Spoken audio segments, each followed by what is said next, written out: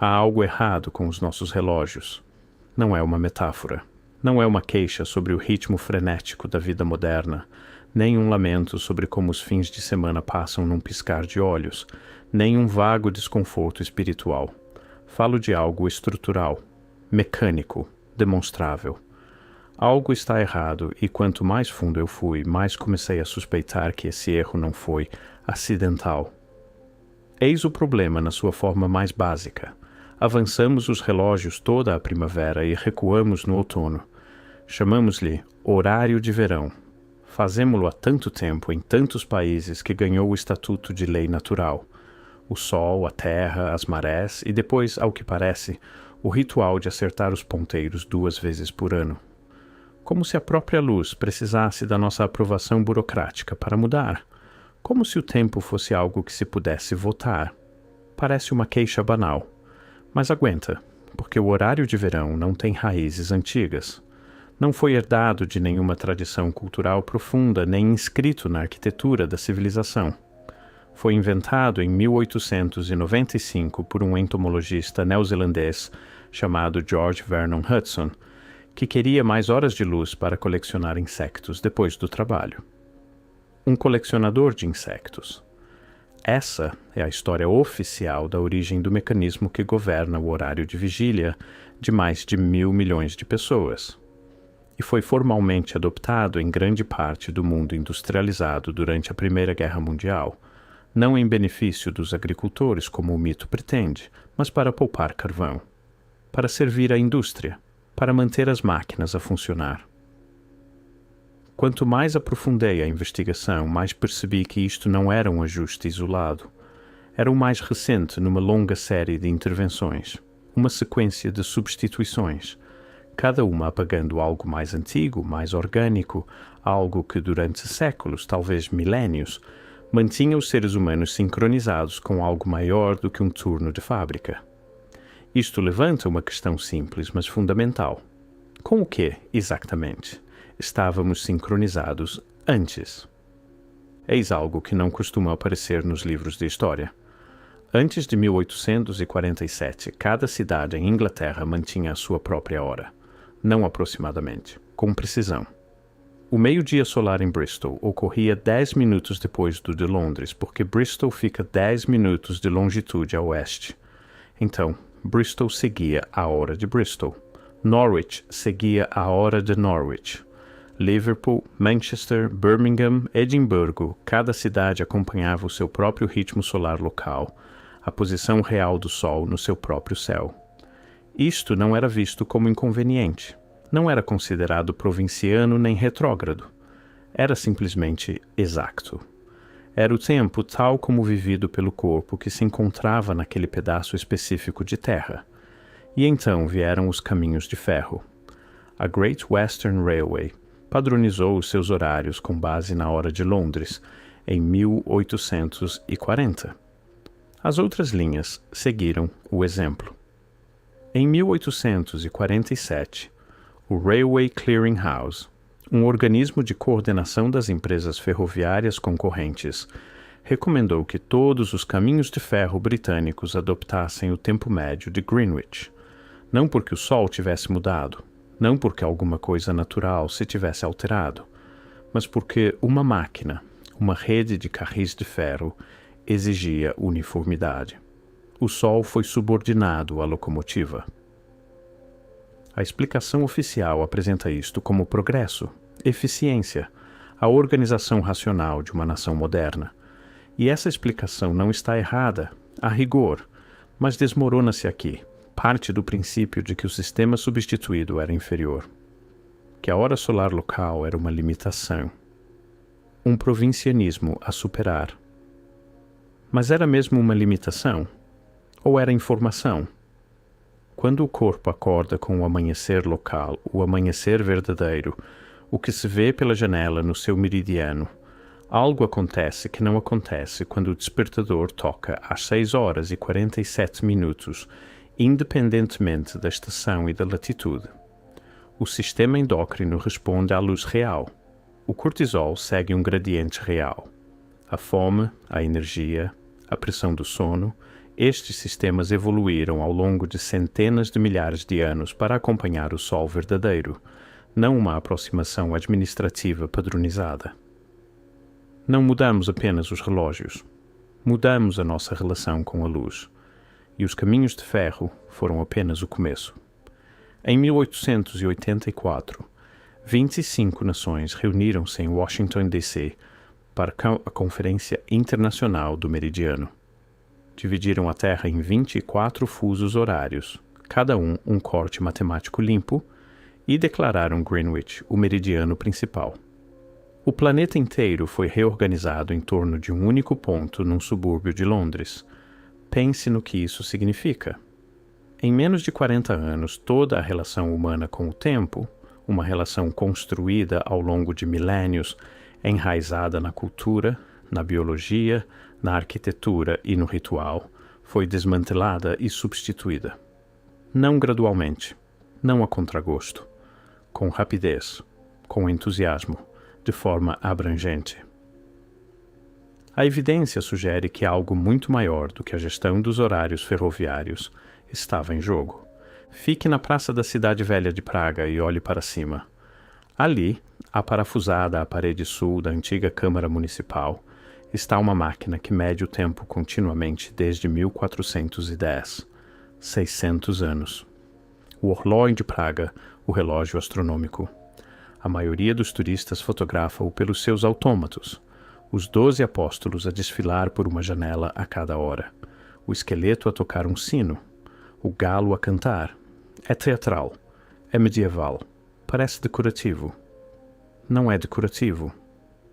Indica-lhe não apenas a hora, mas a posição do Sol e da Lua no zodíaco, a fase lunar atual, a hora do nascer e do pôr do Sol para aquele dia específico, recalculada diariamente com base na posição real de Praga na Terra.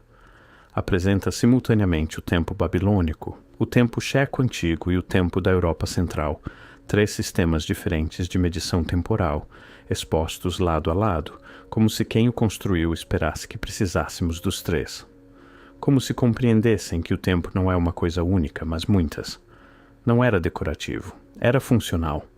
Era assim que as pessoas instruídas na Europa medieval entendiam o tempo, não como um fluxo único a avançar uniformemente de segundo em segundo, mas como um fenômeno em camadas, cíclico, multidimensional, ligado aos movimentos dos corpos celestes e aos ritmos do mundo natural. E construíram um instrumento para o rastrear. Em 1410, agora pergunte a si mesmo, quando foi a última vez que viu um relógio que lhe mostrasse a posição da Lua?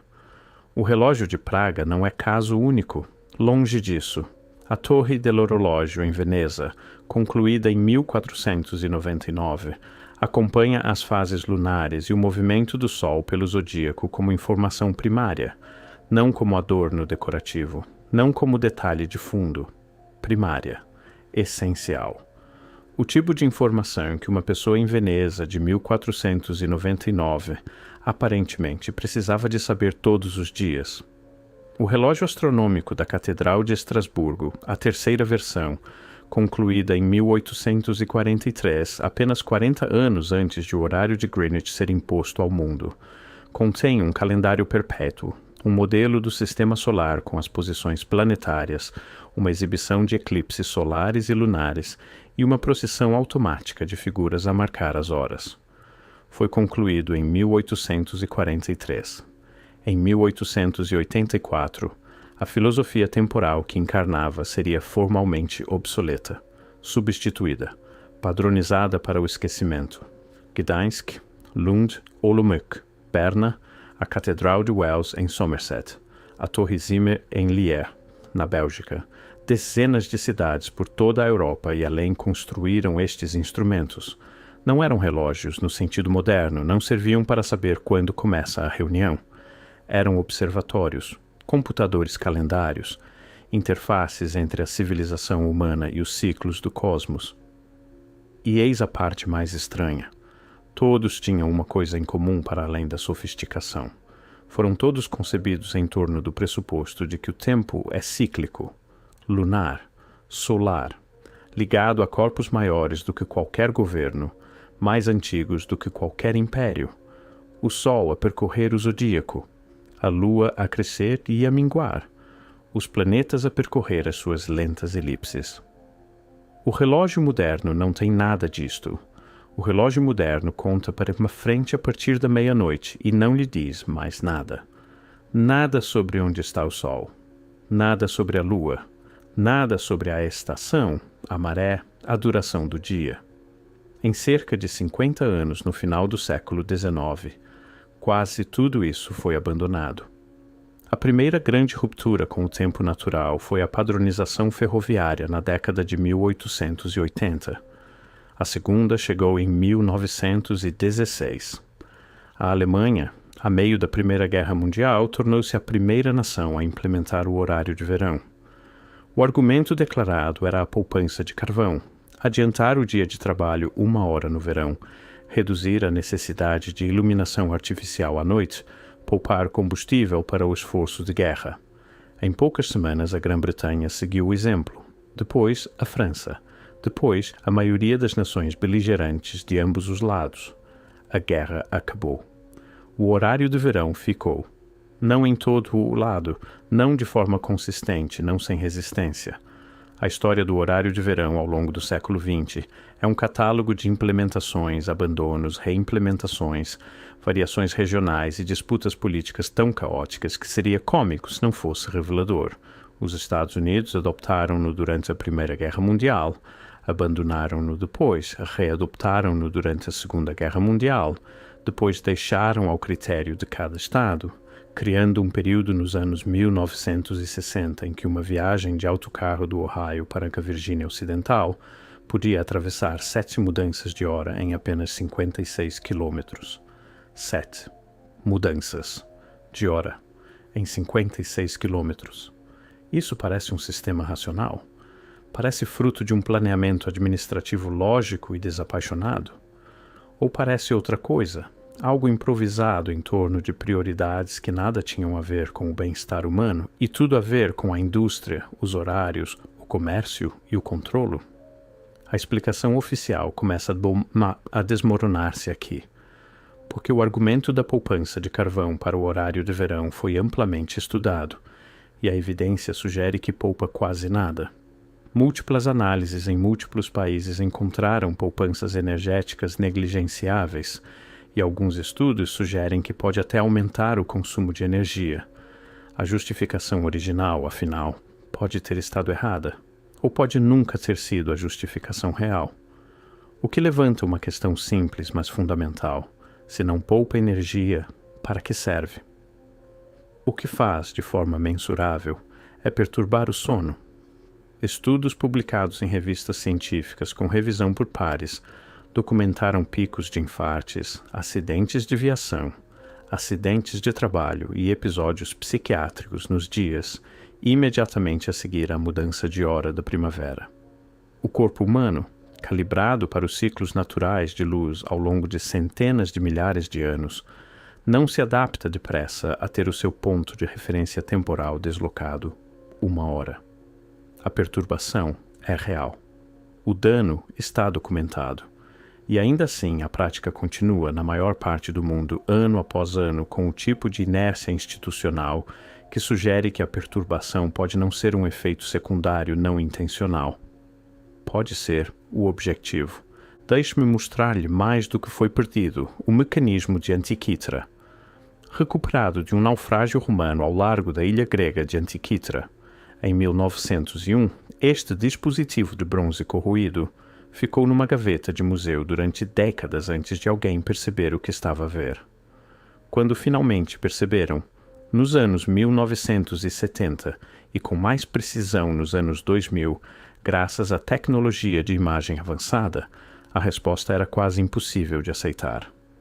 Tratava-se de um computador mecânico de bolso construído por volta de 150 a.C., capaz de prever as posições do Sol e da Lua, as fases do ciclo lunar, o momento de eclipses solares e lunares e o ciclo quadrienal dos Jogos Panhelênicos, em simultâneo. Rastreava o ciclo de Meton, um período de 235 meses, após o qual os calendários solar e lunar se realinham. Conhecia o ciclo de Saros, uma sequência de previsão de eclipses de 18 anos ainda usada hoje pelos astrônomos. 2.000 anos. Engrenagens. Mecanismos diferenciais. Conhecimento astronômico sofisticado o suficiente para só ser completamente decifrado com a ajuda de computadores modernos. A explicação oficial diz que foi uma exceção, uma anomalia, uma conquista singular da engenharia helenística que não deixou descendentes. Mas por quê? Por que razão uma civilização capaz de construir aquele dispositivo simplesmente parou? Por que razão nenhum romano, nenhum bizantino, nenhum europeu medieval continuou ou melhorou o que ali estava? O mecanismo foi recuperado. Existiu. Alguém o construiu, o que significa que alguém compreendeu os princípios bem o suficiente para o engendrar. Esse conhecimento não se evapora, não se dissolve no ar marítimo, a não ser que lhe tivessem permitido, ou encorajado. Os observatórios Jantar-Mantar da Índia. Há 5 deles construídos entre 1724 e 1735 pelo Maharaja Jai Singh, II de Jaipur. Não eram instrumentos, eram edifícios. Instrumentos arquitetônicos, relógios solares com gnomons de quase 30 metros de altura, precisos até 2 segundos. Estruturas dedicadas a medir altitude celeste, solstícios, equinócios. Em pedra. Há 3 séculos. Máquinas a funcionar para rastrear ciclos celestes em tempo real, com uma precisão que humilha a maioria dos calendários de parede atuais. E eis a parte mais estranha. Jai Singh construiu-os porque as tabelas astronômicas que herdara eram, no seu entender, insuficientemente precisas. Queria dados mais rigorosos e construiu observatórios do tamanho de edifícios para os obter. Um rei, no século XVIII, insatisfeito com a precisão existente. O que estaria ele a rastrear que exigia uma precisão de 30 metros? Do outro lado do oceano, as civilizações mesoamericanas construíram as suas cidades em torno da observação astronômica com uma obsessão que as nossas narrativas oficiais ainda têm dificuldade em explicar. A Torre Caracol em Chichén Itzá alinhou as suas janelas com o percurso de Vênus. A pirâmide El Castillo é construída de modo a que, nos equinócios da primavera e do outono, um padrão de luz e sombra cria a aparência visual de uma serpente a descer a sua escadaria, um fenômeno que dura exatamente 34 minutos, usando apenas luz natural. A pirâmide do Sol em Teotihuacan está orientada de forma a que, em datas específicas, o Sol poente se alinhe com precisão com a sua face ocidental. Não aproximadamente, com precisão, como se estivessem a seguir instruções que não compreendiam completamente, ou como se compreendessem algo que fomos ensinados a ignorar. E depois há o calendário. Não podemos fechar esta investigação sem ele, porque se foi feito algo ao relógio, também foi feito algo ao calendário. E a evidência aqui é, de certa forma, ainda mais difícil de explicar.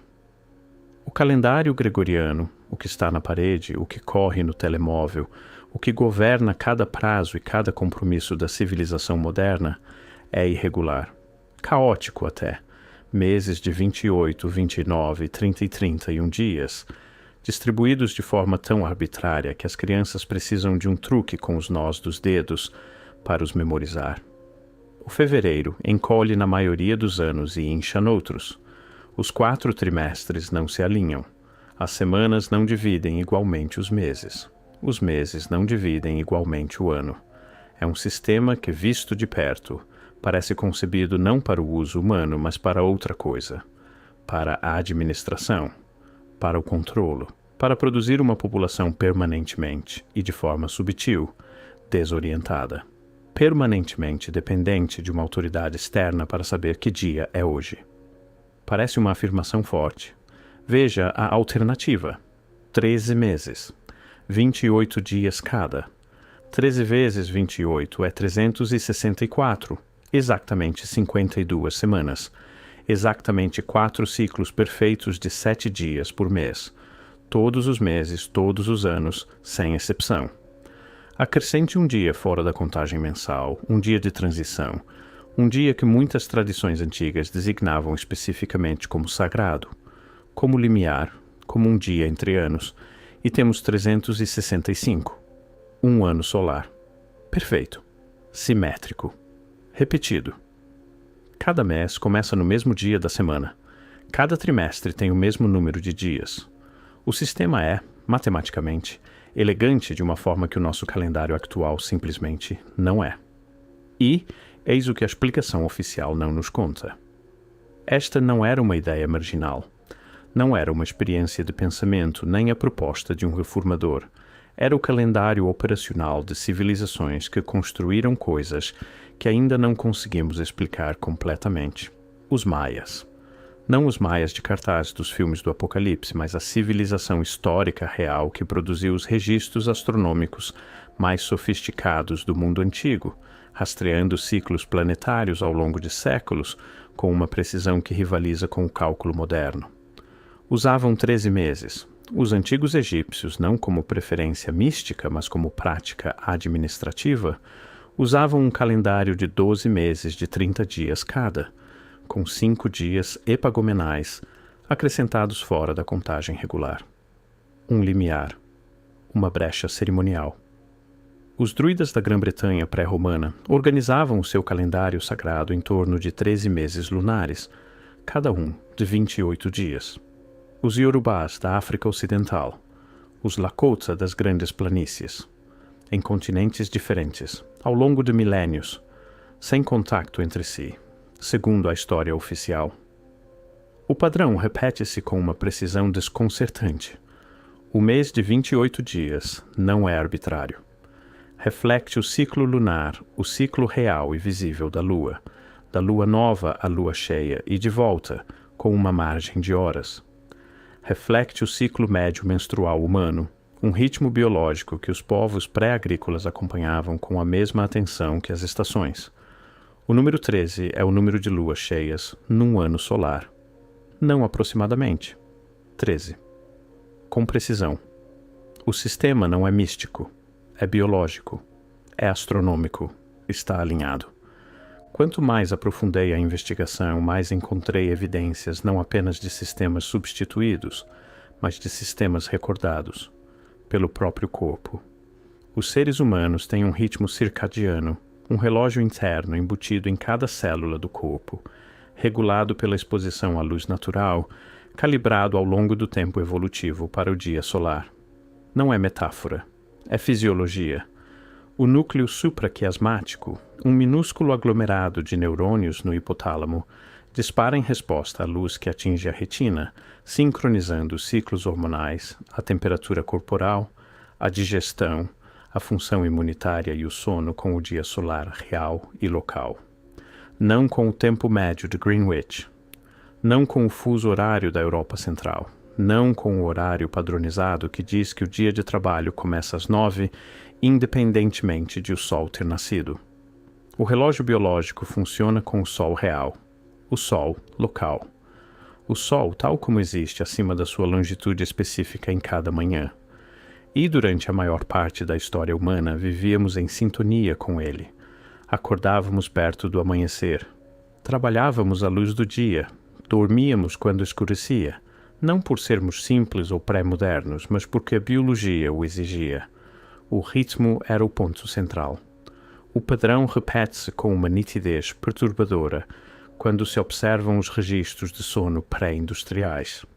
Historiadores que estudam diários, registros judiciais e textos médicos da Europa medieval e moderna encontraram referências consistentes ao que chamam de sono segmentado.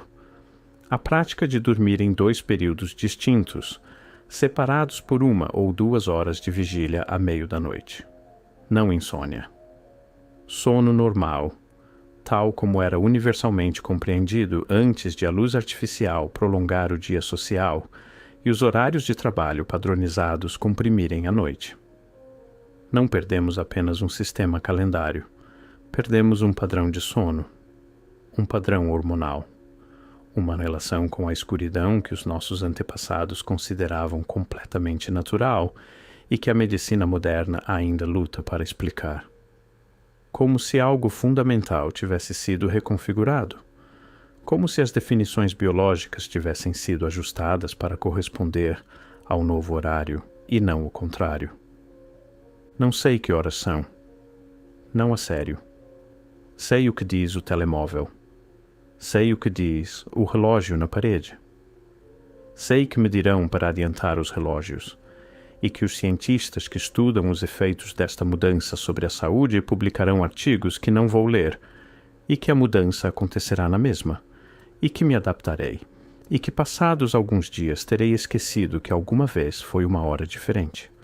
Mas não consigo parar de pensar no relógio de Praga, naqueles 7 sistemas simultâneos, no rei astrônomo que construiu um relógio solar de 30 metros porque os instrumentos existentes não eram suficientemente precisos.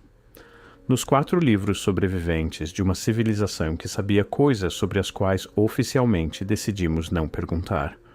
O que estavam eles a rastrear?